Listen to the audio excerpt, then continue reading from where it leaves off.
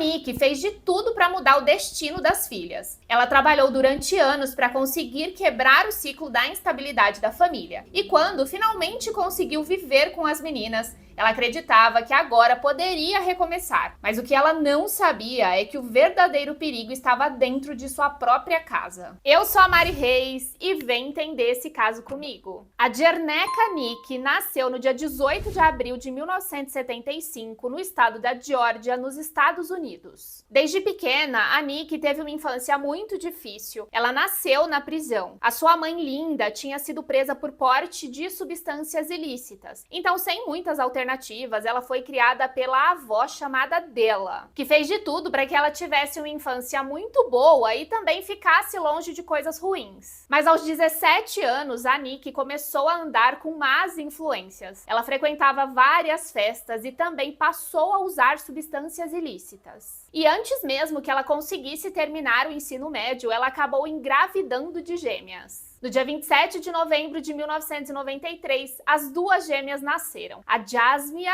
e a Tasmia, mais conhecida como Jess e Taz. O pai das meninas rompeu o relacionamento com a Nick muito rápido e foi morar no Canadá, então as duas não tiveram contato com o pai e a Nick ficou sozinha para cuidar das duas filhas. Ela queria dar o melhor para as filhas e também conseguir romper aquele ciclo de dificuldade, e por esse motivo ela queria que as filhas tivessem muitas oportunidades na vida. Mas tinha um grande problema. Além da Nick ser muito jovem, ela ainda não tinha uma casa fixa. Por esse motivo, ela pediu para a Della, a sua avó, ficar com as meninas durante o período que ela estava tentando se restabelecer financeiramente. Ela sempre visitava as meninas, mas chegou um período da vida dela que ela estava trabalhando em tantos empregos informais que ela começou a se afastar por longos períodos. Então, as gêmeas não reconheciam mais ela como a sua mãe, mas sim a bisavó, que passou a ser a figura central de mãe para as duas. A Della cuidou das meninas até os 12 anos de idade. Foi quando, em 2007, a Nick conseguiu um emprego de cabeleireira. Ela se destacou muito na profissão. Ela tinha inúmeras clientes, então agora ela estava estabelecida financeiramente. E como o dinheiro não era mais um problema, agora ela queria a guarda das meninas de volta. Ela queria que as três fossem uma família de verdade. A Della não gostou nada dessa situação. Ela disse que as meninas ficariam muito mais seguras com ela. As duas não entravam em um acordo e foi então que a Nick entrou com uma ação na justiça e conseguiu a guarda das meninas no ano de 2007. Nessa época, as meninas já estavam com 13 anos e a grande verdade é que elas não respeitavam a Nick como uma mãe. Na casa da bisavó, elas tinham toda a liberdade do mundo. Elas iam para festas, elas eram livres, usavam substâncias ilícitas e agora, na casa da mãe, aquilo tudo seria diferente. A Nick era muito rígida, até porque ela queria quebrar aquele ciclo de coisas ruins que aconteciam na família. Então, a partir daquele momento que as meninas estavam com elas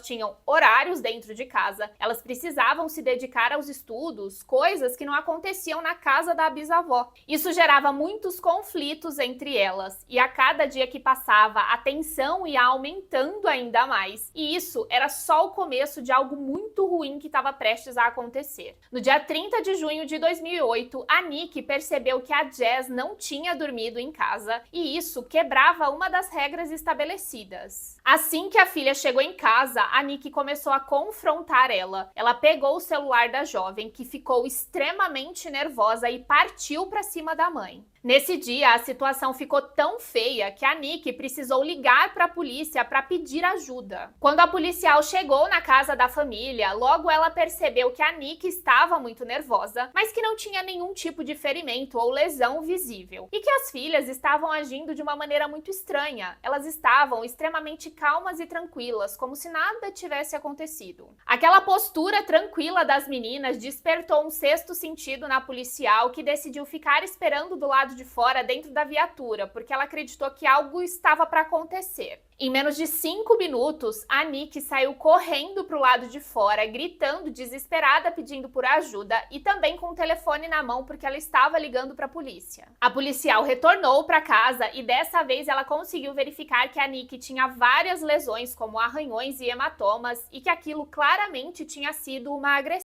E o mais bizarro dessa história é que mesmo a mãe saindo correndo pro lado de fora desesperada, as duas filhas alegavam legítima defesa. Mas a policial percebeu que aquela história não fazia o menor sentido, visto que as meninas não tinham nenhum tipo de lesão. A única pessoa machucada naquela casa era a Nicky. Naquele momento, as duas foram presas por violência doméstica e foi feito um boletim de ocorrência. E enquanto as jovens aguardavam por uma audiência, elas foram enviadas para um centro de detenção juvenil. A justiça decidiu que as meninas seriam retiradas da mãe e ainda instruiu a Nicky a manter distância delas. E a partir daquele momento, a Taz e a Jess voltariam a morar com a bisavó. E agora parecia que tudo ia voltar ao normal, que aquela rebeldia era somente por elas estarem morando com a mãe, mas isso não foi o que aconteceu.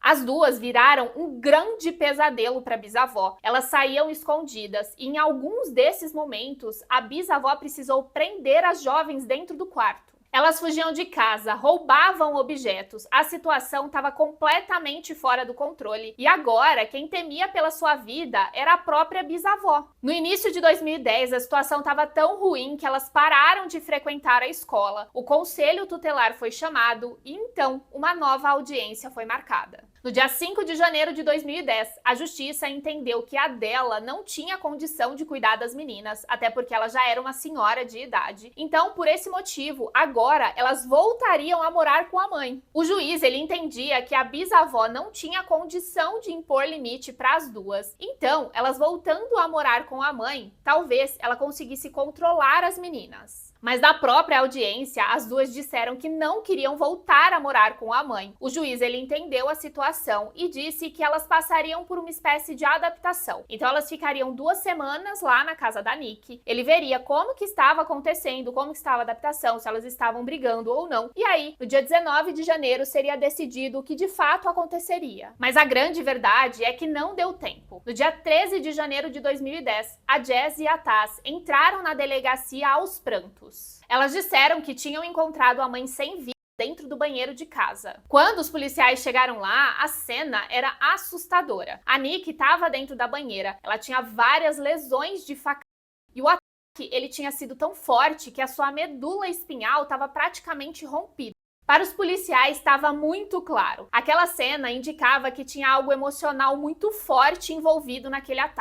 E dado todo o histórico das meninas, as principais suspeitas recaíram sobre elas naquele momento. As investigações começaram e as meninas sempre se mostraram muito participativas. Elas foram nos depoimentos, elas respondiam todas as perguntas e se mostravam muito dispostas a ajudar. Por conta disso, muitos policiais começaram a acreditar que provavelmente elas nem estariam envolvidas naquilo. Elas choravam muito e a tristeza delas parecia ser muito real. Mas isso acabou mudando quando um dos policiais comovidos com a situação, ele perguntou se ele poderia fazer algo que pudesse amenizar a dor das duas gêmeas. E uma delas respondeu: "Eu me sentiria muito melhor se eu assistisse CSI". Para quem não sabe, CSI é uma série de crimes e investigações criminais. E naquele momento aquilo não fazia o menor sentido, visto o que tinha acontecido com a mãe delas. Isso despertou a atenção do policial. Ele acabou contando para os outros e todos eles também acharam muito estranho. Ainda nesse depoimento, as gêmeas disseram que a Nicky se envolvia com 2 homens diferentes ao mesmo tempo e que poderia ser algum deles. Os policiais começaram a investigar. Eles fizeram testes de DNA e quando os resultados saíram, não havia vestígios de que um homem tivesse na cena do crime. Além disso, a casa não tinha sinais de arrombamento, nada tinha sido roubado e também não haviam sinais de invasão. E com isso, reforçava a cada dia mais que as meninas possivelmente estavam envolvidas no caso e que elas estavam falando tudo aquilo somente para despistar a polícia. Eles chamaram as meninas para um novo depoimento e foi nesse dia que eles perceberam que de fato tinha algo muito estranho. Durante o depoimento, um dos policiais percebeu que as meninas tinham arranhões no braço e também marcas de mordidas. Quando elas foram questionadas, elas disseram que elas teriam brigado entre si e por isso elas estavam cheias de marcas, mas aquilo não convenceu os policiais.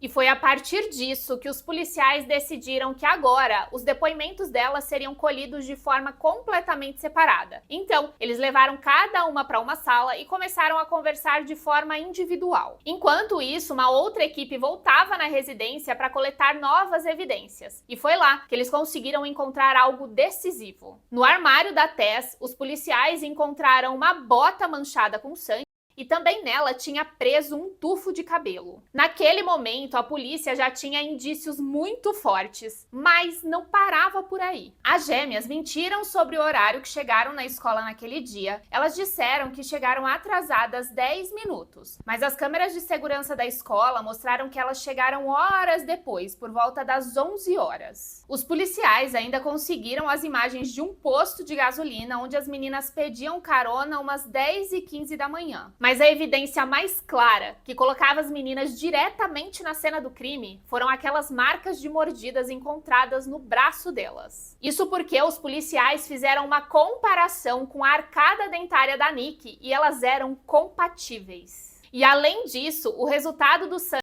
que foi encontrado na bota também eram compatíveis com o da Nick. Então, depois de 4 meses de investigação, com apenas 16 anos, as duas irmãs foram presas e acusadas formalmente pelo homicídio da própria mãe. A promotoria decidiu julgar as duas como adultas por conta da brutalidade do crime. O processo se arrastou e quando as duas completaram 18 anos, elas foram enviadas para presídios femininos, ficando assim separadas pela primeira vez na vida. Quando o julgamento estava prestes a acontecer, a promotoria decidiu fazer um acordo. Em troca da confissão das duas, eles evitariam a prisão perpétua e ambas acabaram aceitando. Separadas, elas contaram versões semelhantes dos fatos. Na noite anterior do crime, elas disseram que teriam ido a uma festa. Elas estavam voltando para casa muito cansadas, irritadas e também sonolentas. Na manhã do dia 13 de janeiro de 2010, a Nick insistiu que as duas tinham que ir para a escola. Isso gerou uma briga intensa na cozinha, com insultos, empurrões e também com muita tensão. As duas disseram que a Nick estava muito agressiva.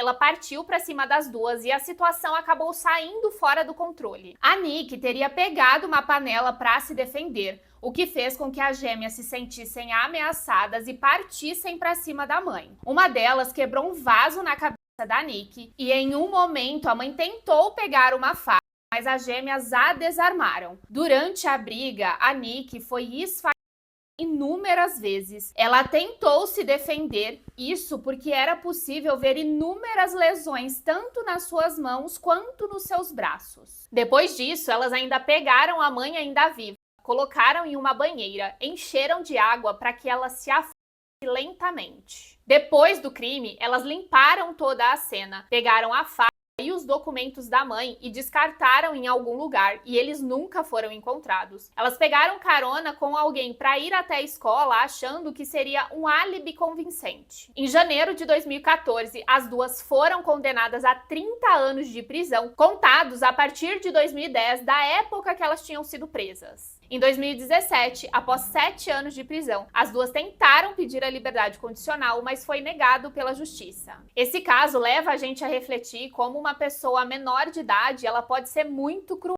Vocês acham que a pena delas foi muito baixa, visto a tudo que elas fizeram, ou que não? Vocês acham que existe uma ressocialização e que a pessoa pode voltar a ter uma vida comum depois de cumprir a sua pena? E eu vou ficando por aqui. Eu espero que vocês tenham gostado desse vídeo. Se você gostou, já me ajuda com um like e também com uma nova opção que está disponibilizada aqui. Existe uma forma de você me ajudar a aparecer mais aqui no YouTube. Se você tiver com o seu celular, na parte dos comentários, sem abrir os comentários, é só você passar para o lado e você vai perceber a opção hypar. Se você puder me ajudar dessa forma, eu agradeço demais. Eu vou ficando por aqui, agradeço a todos vocês, um grande beijo e até o próximo vídeo.